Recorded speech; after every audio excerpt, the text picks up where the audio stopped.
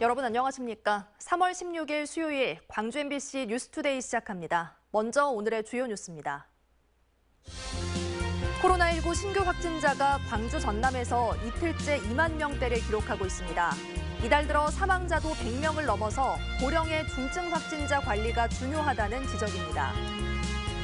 광주다운 풍경을 만들기 위한 광주 도시건축선언이 전담기구조차 꾸려지지 않아 공연불이 되고 있다는 비판이 일고 있습니다. 현재 진행되고 있는 농산어촌 유학 프로그램이 대도시 학생들에게 인기를 끌고 있습니다. 더불어민주당 비상대책위원회가 대선 패배 이후 처음으로 광주를 방문해 시민들에게 감사와 위로의 뜻을 전합니다. 무등산과 광주천이 어우러진 도시는 대표적인 광주다운 풍경이죠. 이런 광주다움을 해치지 않는 선에서 도시를 개발하고자 광주시는 광주 도시건축선언을 하기도 했는데요. 이 선언을 제대로 점검할 기구조차 제대로 꾸려지지 않아 공연불에 그칠까 우려되고 있습니다. 이다현 기자가 취재했습니다. 광주시는 지난 2020년 10월 광주 도시건축선언을 발표했습니다. 난개발 등 성장 위주의 도시계획을 지향하기 위해 광주시의 각 부서들이 유기적으로 협력해서 역사와 자연이 살아있는 광주다운 도시 환경을 만들겠다는 취지였습니다. 지난해에는 이 선언을 어떻게 실천할 수 있을지 구체적인 매뉴얼까지 만들었는데 아직까지는 알맹이 없이 말 그대로 선언에만 그치고 있다는 지적이 제기됐습니다. 선언이 발표되고 1년이 넘도록 이행 과정을 점검하고 평가할 관리기구가 꾸려지지 않고 있기 때문입니다. 하나의 부서가 아니에요. 그럼 이걸 어떻게 관리를 하죠? 그러면 전체적으로 이게 각 부서마다 진행되고 있는지를 점검해야 되는데 그게 모니터링이라고 표현을 했는데 이에 대해 광주시는 65가지 이행 계획 가운데 2021년까지는 곧바로 반영할 수 있는 계획이 없었고 올해부터는 본격적인 점검과 평가가 이루어질 계획이라고 설명했습니다. 여러 가지 이유 때문에 그 이행기구가 지금 아직 가동은 안 되고 있습니다. 공문 발송도 해야 되고 모집 구성도 해야 되고 해서 올해 상반기 안에는 하는 걸로 그렇게. 이런 가운데 광주시가 주상복합 40층, 아파트는 30층으로 제한한 규제를 완화하는 방안을 검토 중이란 발언이 나와 논란이 일고 있습니다. 광주시에서는 규제를 완화하더라도 지역에 따라 차등적으로 할 것이기 때문에 자연 경관을 해치는 무분별한 개발 우려는 없다는 입장입니다. 하지만 일각에서는 기존 선언이나 매뉴얼이 제대로 정착되지도 않은 상태인 만큼 섣부른 판단이라고 지적합니다. 건설 자본의 어떤 그런 규제 완화에 대한 요구가 굉장히 큰 상황에서 또 이루어진 발언이기 때문에 이런 것이 또 무분별한 개발로 나아가는 변곡점이 되지 않을까에 대해. 오는 6월 치러지는 지방선거를 앞두고 광주 도시건축선언은 퇴색되고 개발 요구에 대한 논란만 더 커질 것으로 우려됩니다. MBC 뉴스 이다현입니다. 더불어민주당 비상대책위원회가 대선 패배 이후 처음으로 광주를 방문합니다. 민주당 비대위는 오늘 국립 5.18 민주묘지를 참배한 뒤 광주시당에서 회의를 가질 예정입니다. 또 광주형 일자리의 상징인 광주 글로벌모터스 현장을 방문합니다.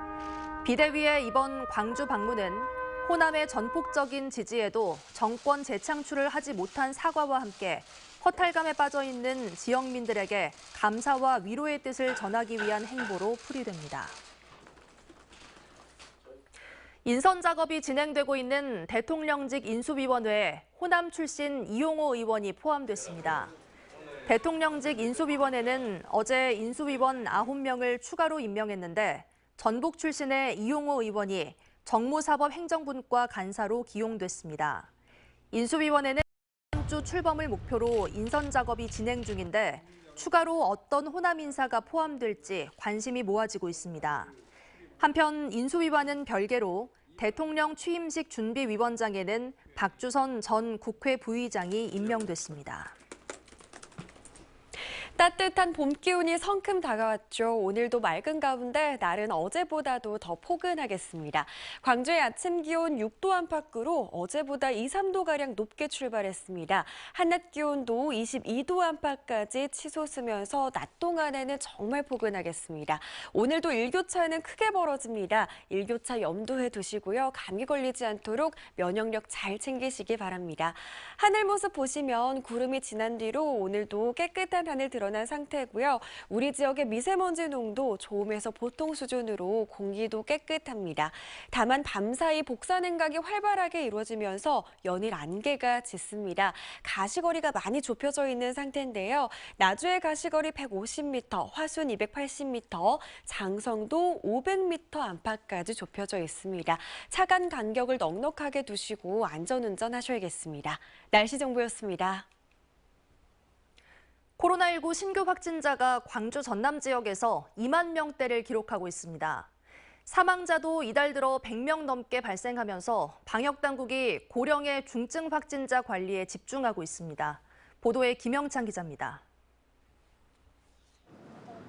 광주 서구의 한 병원입니다. 코로나 검사를 받으려는 시민들이 하나둘씩 모이기 시작합니다. 좀 많이 아프세요? 코인 풀어주시고요. 병원급에서 전문가용 신속 항원 검사를 받아 양성이 나오면 추가 PCR 검사 없이 코로나 확진자로 인정되면서 동네 병원에 환자들이 몰리고 있습니다. 환자분들은 지금 일단 신속 항원 검사를 증상이 있어서 하시는 분들이 많기 때문에 하루에 지금 다른 평소에 비해서 2배, 3배는 넘게 오고 계신 것 같습니다.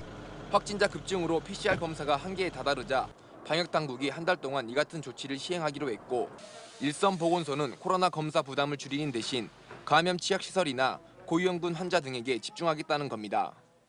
광주 전남에서 이달에만 요양원과 병원 등 고위험 시설 중심으로 각각 10만 명대의 확진자가 나왔기 때문입니다.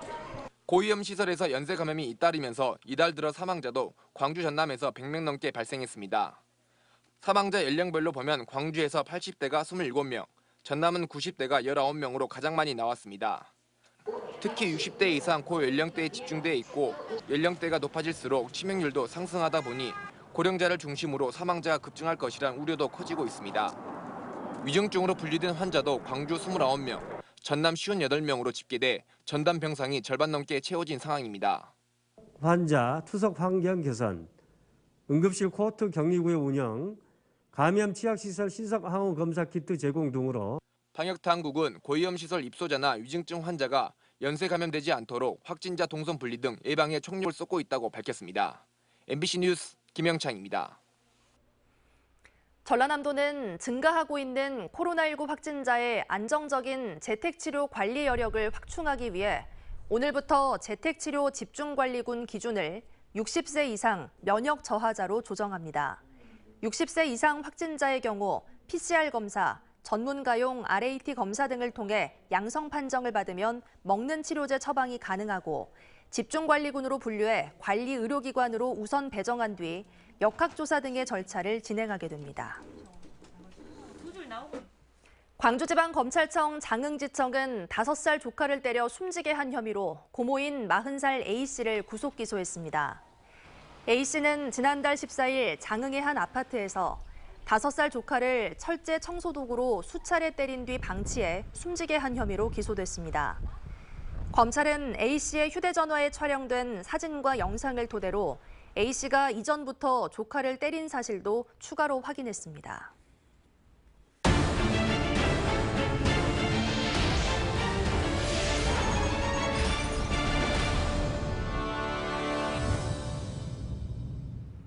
현직 지방의원이 소유하고 있는 제주도의 농지가 불법 개발된 것으로 확인됐습니다. 농지 전용 허가를 거치지 않고 밭을 아스팔트 콘크리트로 포장해버렸습니다. 양현승 기자가 취재했습니다. 목포시의회 박용 의원이 지난해 공개한 재산 내역입니다. 제주도의 농지 3필지, 건물 한 채 등의 부동산을 소유하고 있습니다. 집원을 찾아봤더니 농지와 대지가 연접해 있는 전체 1,356제곱미터가 한 덩어리의 땅입니다. 그런데 항공사진으로 확인해보니 어찌된 일인지 농지가 농작물 대신 아스콘으로 뒤덮여 있습니다. 현장 확인을 위해 직접 제주로 가봤습니다. 제주공항 근처 대류변에 위치한 제주시 외도 이동. 박용 시의원 소유의 땅에 패스트푸드 점포가 들어서 있습니다. 제가 서 있는 이곳은 등기부등본상 밭으로 기재되어 있습니다. 하지만 보시는 것처럼 실제로는 주차장으로 조성되어 있습니다. 농지에 건물을 지으려면 건축허가 신청을 통해 농지 전용 허가, 개발행위 허가를 받은 뒤 건물을 짓고 지목을 대지로 변경해야 합니다. 하지만 전체 1356제곱미터 면적의 농지 가운데 996제곱미터만 대지로 바꿔 건물을 올렸고 여전히 밭으로 남아있는 360제곱미터는 절차 없이 무단으로 개발. 건축허가 관련해서 받았던 내역을 확인했는데 여기 앞에 돼지 앞에 여기 전 샛필지는 허가받은 내역은 없더라고요. 모두 박용 의원이 정치를 시작하기 이전에 벌어진 일입니다. 이에 대해 박 의원은 땅을 함께 매입한 동생이 주도한 일이라며 자세한 내용은 모르겠다고 답했습니다. 공직자 재산 내역에는 밭 3필지를 소유하고 있다고 신고해놓고도 모두 대지로 바뀐 걸로 알고 있었다는 해명을 내놨습니다. 건물에 대해서만 지금 대지로 돼 있고 나머지는 지금 다 전으로 돼 있다 이 말씀이시죠? 그렇죠. 그러니까 지금 제가 이제 저도 그걸 인지 알았네요. 네. 전체를 다 변경을 안 했구나. MBC 취재가 시작된 뒤 제주시청은 불법 전용된 농지에 대한 복구 계획을 이달 말까지 제출하도록 했고 이행되지 않을 경우 1차 원상복구 명령을 내리겠다고 밝혔습니다. MBC 뉴스 양혜승입니다. 주행 시 도로가 점점 좁아진다면 사고 위험이 높아질 수밖에 없는데요. 여수의 일부 도로가 이런 구조로 만들어져 운전자들이 차선을 밟고 주행하는 등 사고가 날 가능성이 크다는 지적이 나오고 있습니다. 규정에도 어긋난 건데요. 안상혁 기자의 보도입니다. 여수의 한 왕복 6차선 도로에서 차량들이 한쪽 차선을 물고 달립니다. 옆 차량과 바짝붙어 주행하는가 하면 인도 바로 옆으로 아슬아슬하게 지나가기도 합니다. 차로의 폭이 좁기 때문입니다. 이 차로가 좁죠. 육안으로 봐도 얼른 봐도 좁게 느껴지니까 위험한 면이 있어요, 여기가. 정상적인 이 차로가 아닐 것 같아요. 국토교통부 규칙을 보면 차로폭은 도로 종류와 제한 속도에 따라 다르지만 최소 3m 이상으로 해야 합니다. 예외적으로 시속 40km 이하 도시 지역의 회전 차로는 2.75m로 할 수 있습니다. 하지만 이 차로폭을 측정해봤더니 차로폭이 2.3m로 시작해 1.8m로 줄어들기까지 하고 최소 도로폭 기준에도 적합하지 않습니다. 이렇게 차로폭도 좁은 데다 내리막길이다 보니 가속할 경우 대형 사고로 이어질 수 있습니다. 인근의 또 다른 도로도 최소 기준에 미치지 못한 채 좁은 차로폭을 유지하고 있습니다. 이에 대해 여수시는 통행량이 급증하면서 기존 도로에 추가로 차로를 만든 것으로 추정된다며 점검 후 대책을 마련할 계획이라고 밝혔습니다. 전체 도로 그 사이즈를 봐야 돼. 크기를 길이를 봐야 돼요. 길이를 봐서 우리가 최소폭으로 조정할 수 있는지 가능한지 저희도 확인을 할 거예요. 이게 가능하면 이제 이걸 조정할 수 있는 거고 그걸 벗어난다면 이제 저희들이 답을 구할 수는 없고 협의를 통해서 방안을 찾아야 돼요. 인도나 중앙 분리돼 화단을 줄이기에는 현실적인 어려움이 있는 가운데 운전자와 보행자들만 사고 위험에 내몰리고 있습니다. MBC 뉴스 안상혁입니다. 6월 1일 지방선거를 앞둔 더불어민주당 광주시장과 전남지사 후보 경선은 현역 국회의원 도전이 없는 구도로 확정됐습니다. 더불어민주당 등에 따르면 지방선거에 출마하기 위해서는 당원 당규상 시도당 위원장과 지역위원장을 지난 12일까지 사퇴해야 했지만 광주 전남 지역의 국회의원 가운데 사퇴한 의원은 없는 것으로 나타났습니다. 전남 지역의 농사노촌 유학 프로그램이 대도시 학생들에게 인기를 끌고 있습니다. 학생들은 색다른 경험을 하고 농사노촌 마을은 활기를 되찾고 있습니다. 임지은 기자의 보도입니다. 학생들이 삼삼오오 모여 텃밭을 가꿉니다. 손에 장갑을 끼고 농작물 씨앗 심기에 열심입니다. 우리 부추는 밟지 말고 한번 파면서 봅시다. 전교생이 38명뿐인 곡성군의 한 초등학교에 도시 유학생들이 단기 전학을 왔습니다. 코로나19로 대면 수업이 원활하지 않은 상황에서 농산어촌으로 찾아온 학생들은 채소와 과일을 직접 가꾸고 운동장에서 맘껏 뛰노는 등 친구들과 어울려 학교 생활을 즐기고 있습니다. 이제 확실히 이제 움직여야 하는 게 많죠. 방과 학교나 뭐 그런 거 하는 게 훨씬 많아진 거예요. 이제 학교에 있는 시간이. 올해로 3번째 학기를 맞는 전남의 농산어촌 유학 프로그램은 지금까지 551명의 학생이 참가했습니다. 이 가운데 가족과 함께 유학 프로그램에 참여한 학생은 80%가 넘습니다. 이 때문에 가족들이 편하게 생활할 수 있도록 임대주택이 모여있는 마을도 마련됐습니다. 이곳 유학마을에서는 서울 등 대도시에서 온 학부모들과 학생들이 농촌 생활의 즐거움을 만끽하고 있습니다. 밝아졌다는 점, 그리고 건강해졌어요. 저희 큰애 같은 경우는 천식도 있었고 알러지가 굉장히 심했었거든요. 근데 1년 동안 약을 먹은 적이 거의 없어요. 유입 인구가 늘어남에 따라 지방 소멸 위기 극복에 도움이 될 것이라는 기대도 커졌습니다. 500명이 넘는 분들이 이제 전남의 도민이 되었습니다. 분홍 교류가 아주 활발해지고 있고요. 방학 때도 절반 정도는 이제 지역에 거주하면서 아이 울음소리가 끊기고 청소년 학생 찾기가 힘든 농산어촌에 도시 유학생들은 말 그대로 활력소가 되고 있습니다. MBC 뉴스 임지은입니다. 탐험가 김연국 씨가 4번에 걸쳐 유라시아 대륙을 횡단한 경험을 책으로 펴냈습니다. 김연국 씨가 최근 출간한 책 아시안 하이웨이 6호선에는 1996년부터 오토바이를 타고 부산에서 출발해 러시아와 시베리아를 거쳐 유럽까지 향했던 4차례 여정이 담겨 있습니다. 그동안의 대륙 횡단을 통해 김연국 씨가 여행한 거리는 6만 5천 킬로미터 남짓으로 김연국 씨는 다음 달 중순 차량을 타고 5번째 유라시아 대륙 횡단에 나설 예정입니다. 한국농수산식품유통공사 AT와 한국전력공사가 저탄소 식생활 확산을 위한 업무 협약을 체결했습니다. 두 기업은 협약에서 저탄소 식생활 확산을 위한 캠페인인 코리아 그린푸드데이를 충실히 수행해 식생활 전반에서 이산화탄소 발생을 줄이고 지역경제 활성화에도 힘을 보태기로 뜻을 모았습니다. 코리아 그린푸드데이는 친환경 농수산식품과 로컬푸드의 소비 확대 등을 통해 먹거리의 생산과 유통, 소비 전 과정에서 온실가스 배출을 줄여가자며 AT가 지난해부터 의욕적으로 추진하고 있는 캠페인입니다. 광주의 아파트값이 전국 대도시 가운데 유일하게 강보합세를 이어가고 있습니다. 한국부동산원에 따르면 지난달 광주의 아파트 매매 가격 지수는 1월보다 0.24포인트 올라 2달 연속 상승세를 보였습니다. 1월 중 상승폭인 0.43포인트를 포함하면 올 들어 2달 동안에만 0.67포인트가 상승했습니다. 올 들어 광주와 부산을 제외한 대도시는 모두 아파트값이 하락세를 보이고 있고 부산 역시 상승폭은 0.07포인트에 그치고 있습니다.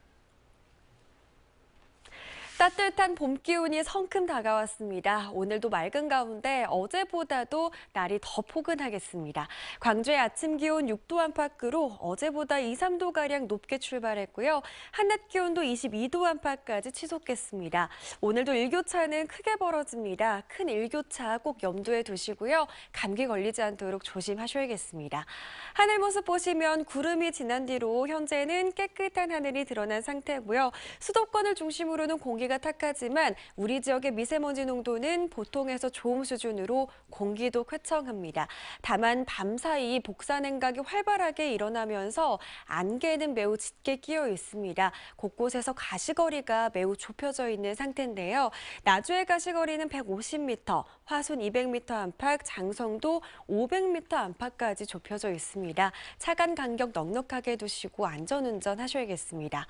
전남을 중심으로 아침 추위가 더 심한 심합니다. 담양의 현재 기온 2도 안팎 보이고 있고요. 영광과 한평은 0도 안팎에서 출발합니다. 한낮 기온은 20도 안팎까지 치솟겠습니다. 일교차가 매우 크겠습니다. 해남 1도 안팎으로 출발하지만 한낮 기온 20도까지 치솟겠고요. 순천의 현재 기온 0.6도 보이고 있습니다만 한낮 기온 23도로 예상됩니다. 바다의 물결은 전해상에서 최고 1m로 잔잔하겠는데요. 해상에서도 안개에는 주의하셔야겠습니다. 오늘 밤부터는 구름의 양이 많아지겠고 내일은 봄비 소식이 들어있습니다. 날씨 정보였습니다. 이상으로 뉴스 마칩니다. 시청해주신 여러분 고맙습니다.